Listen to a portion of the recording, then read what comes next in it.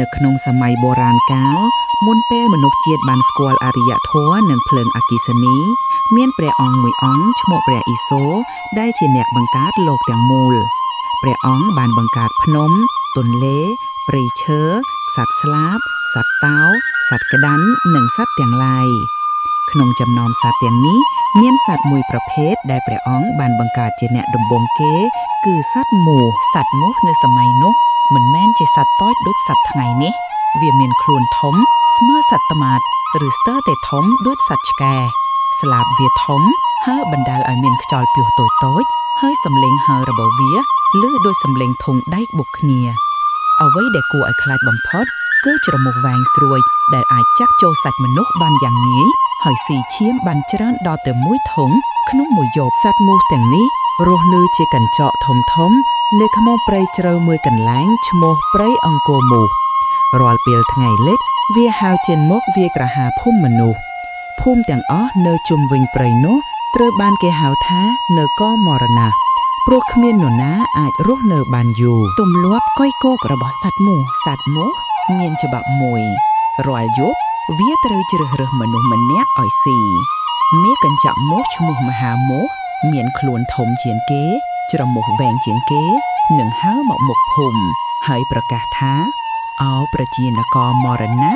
យប់នេះយើងត្រូវការឈាមមនុស្សម្នាក់បើគ្មាននរណាស្ម័គ្រចិត្តយើងនឹងស៊ីទាំងអស់ប្រជាជនភ័យខ្លាចណាស់ពួកគេបានប្រកាសវេនគ្នារាល់គ្រួសារត្រូវចាប់ឆ្នោតឲ្យសមាជិកម្នាក់ចេញទៅឈរនៅទីវាលឲ្យសត្វមូសស៊ីអ្នកណាដែលដល់វេនគ្រួសារនោះនឹងយំសោកវាយដុំខ្លួនឯងហើយរៀបចំធ្វើបុណ្យទុកជាមុនកូនស្រីសេដ្ឋីនាងសុជាតានៅក្នុងនគរមរណៈមានសេដ្ឋីម្នាក់ឈ្មោះលោកធុនជាតិលោកមានកូនស្រីម្នាក់ឈ្មោះនាងសុជាតានាងមានសម្រស់ស្រស់ស្អាតស្បែកសសក់វែងខ្មៅនិងភ្នែកភ្លឺដូចផ្កាយប៉ុន្តែអ្វីដែលគេសរសើរបំផុតគឺបញ្ញាវៃឆ្លាតរបស់នាងសុជាតាមើលឃើញប្រជាជនរងទុក្ខកូនក្មេងត្រូវបាត់បង់ឪពុកម្ដាយត្រូវបាត់បង់កូននាងអាណិតអាសូរហើយគិតក្នុងចិត្តថាបើគ្មាននរណាហ៊ានប្រយុទ្ធនគរនេះនឹងរលាយបាត់ខ្ញុំត្រូវតែរកមធ្យោបាយសង្គ្រោះប្រជាជននាងបានសិក្សាពីសត្វមូសវាមានច្រមុះវែងប៉ុន្តែច្រមុះនោះคล้ายក្លិនខ្លាំងវាមានភ្នែកច្រើនប៉ុន្តែភ្នែកនោះមើលមិនច្បាស់ក្នុងសែងវាមានស្លាបធំប៉ុន្តែស្លាបនោះខ្លាចភ្លើងនាងសម្រេចចិត្តនឹងដាក់ខ្លួនឯងជាចំណីប៉ុន្តែមិនមែនឲ្យស៊ីទេនាងនឹងប្រើបញ្ញាដើម្បីបំបាក់សត្វមូសនាងសុជាតាបានសុំឪពុកម្ដាយឲ្យអនុញ្ញាតលោកធុនជាតិនិយាយថាកូនអើយមនុស្សរាប់ម៉ឺននាក់ភ័យខ្លាចសត្វមូសចោះកូនម្ដេចក៏ចង់ទៅជួបវាឪពុកម្ដាយទ្រាំមិនបានតែចុងក្រោយក៏យល់ព្រម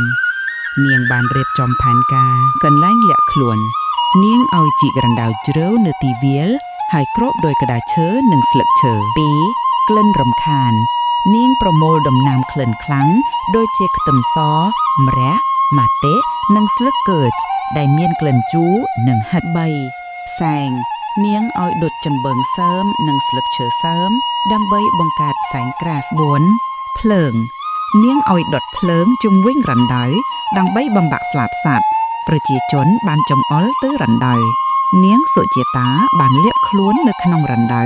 គ្របដោយសំណាញ់ដែលលាបដោយប្រេងខ្ទឹមនិងម៉ាតេសត្វមូសហើរចុះមក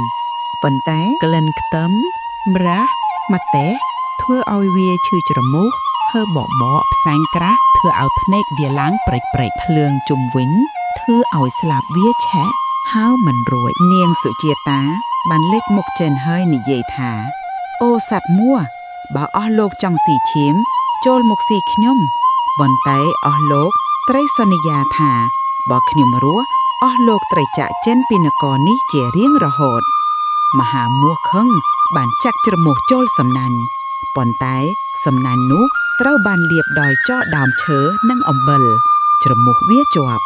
វាអង្រួនខ្លួនតែជាប់កាន់តែខ្លាំងនាងសុជាតាបានឲ្យប្រជាជនចេញមកដុតភ្លើងឲ្យកាន់តែធំសត្វមូសភ័យខ្លាចហើយចេញទៅវិញ មហាមោសនៅជាប់សំណាន់ត្រូវបានគេចាប់ហើយដុតនៅក្នុងភ្លើងនៅពេលមហាមោសស្លាប់មានភ្លើងផ្ទុះឡើងហើយសំលៀងព្រះឥសូរឮថាសត្វមោសបានបំពានច្បាប់ធម្មជាតិចាប់ពីថ្ងៃនេះទៅវានឹងត្រូវប្រែជាសត្វតូចមានខ្លួនស្ដើងជ្រមុះខ្លីហើយអាចស៊ីឈាមបានតែបន្តិចប៉ុន្តែវានឹងនៅតែរំខានមនុស្សជាការដាស់តឿនឲ្យមនុស្សប្រុងប្រយ័ត្ននៅពេលនោះសត្វមោសទាំងអស់បានប្រែជាសត្វតូចដូចសប្តាហ៍ថ្ងៃវាមិនអាចស៊ីមនុស្សទាំងមូលបានទៀតទេប៉ុន្តែនៅតែខំនិងរំខាននាងសុជាតា